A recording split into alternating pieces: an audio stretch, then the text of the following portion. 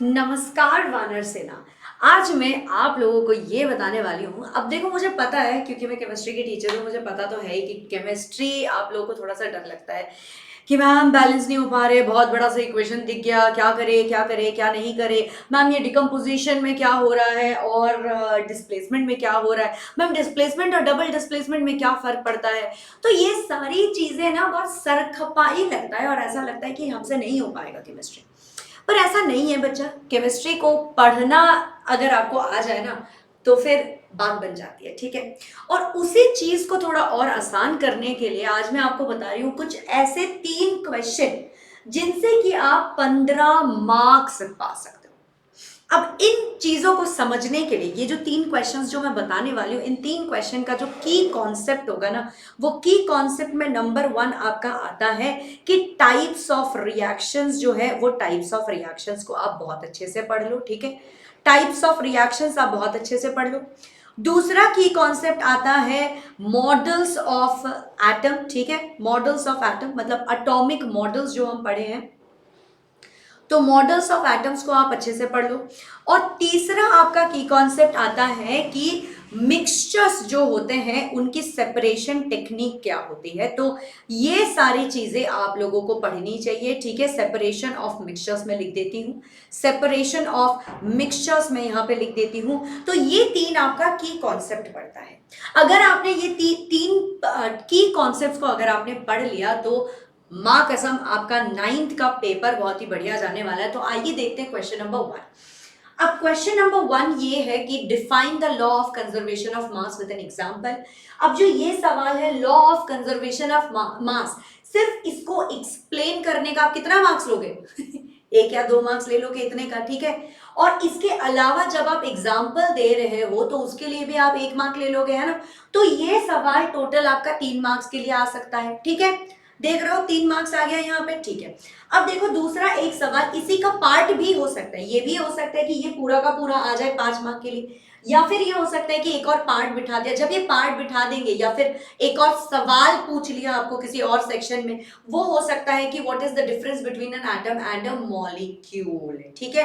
तो एटम और मॉलिक्यूल में क्या डिफरेंस है इसके बारे में भी वो पूछ सकते हैं। तो ये दोनों चीजें अगर आपको क्लियर हो तो सिर्फ इतने से आप 5 मार्क्स पा सकते हो, ठीक है। अब हो सकता है कि ये अलग अलग सेक्शन में आए, हो सकता है कि ये अलग अलग पार्ट्स में आए क्वेश्चन का, लेकिन 5 मार्क्स आपको इस सवाल से मिल सकते हैं। तो इसको जरा आप ध्यान से पढ़ लेना।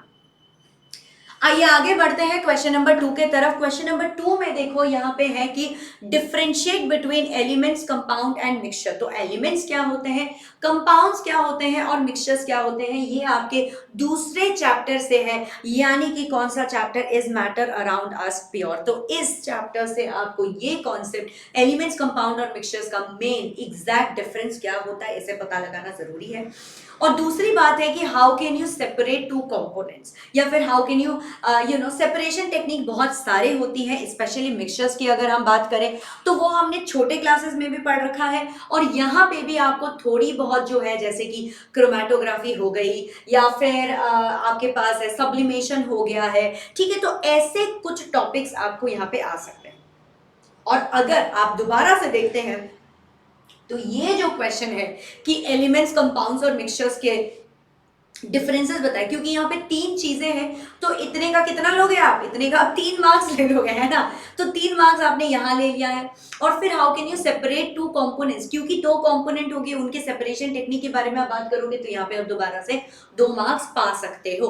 तो बच्चे इस क्वेश्चन को भी जो है आप दोबारा से पढ़ लेना, अच्छे से पढ़ना है। इसका की कॉन्सेप्ट जो है उस पे जरा गौर फरमाइए और उसको जो है और ध्यान से और अच्छे से पढ़िए, नोट कीजिए, माइंड मैप बना लीजिए आप, ताकि वो आपके दिमाग से निकले ही ना। तीसरे सवाल पे आते हैं। तीसरा सवाल देखो, explain the structure of atom. यानी कि आपको पूरे का पूरे स्ट्रक्चर ऑफ एटम को बताना पड़ेगा। इनफैक्ट अगर ये डायग्राम के साथ आए तो इकलौता ये क्वेश्चन सिर्फ स्ट्रक्चर ऑफ एटम को एक्सप्लेन करने के लिए it can either be 3 mark या तो फिर ये 5 मार्क के लिए भी आ सकता है।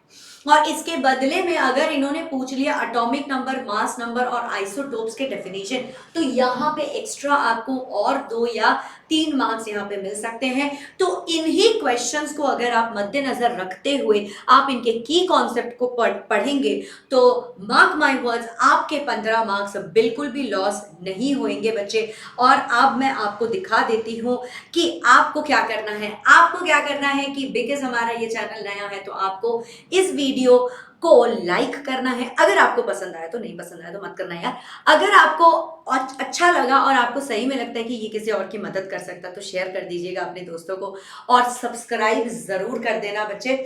तो इससे हमारा सपोर्ट, हमारे पास आपकी सपोर्ट आएगी, और आपके सपोर्ट हमारे लिए सबसे ज्यादा बड़े मायने रखता है।